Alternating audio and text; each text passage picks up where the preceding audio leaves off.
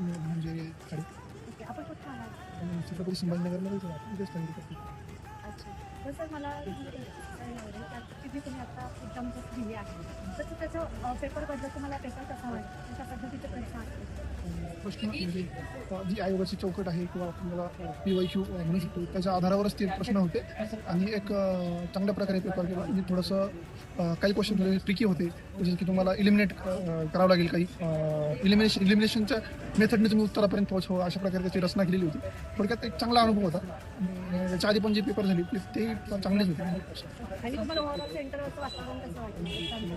म्हणजे अगदी आपण असं म्हणतो की आयोगाच्या पद्धतीनुसारच आधी मुलांना वर्गात बसवलं जातं, पेपर दिला जातो, त्यानंतर ते जसं लिहिल्या जातं सगळ्या काही गोष्टी आणि ज्या पर्यवेक्षक आहेत तेही अगदी त्या प्रकारे सही वगैरे करतात.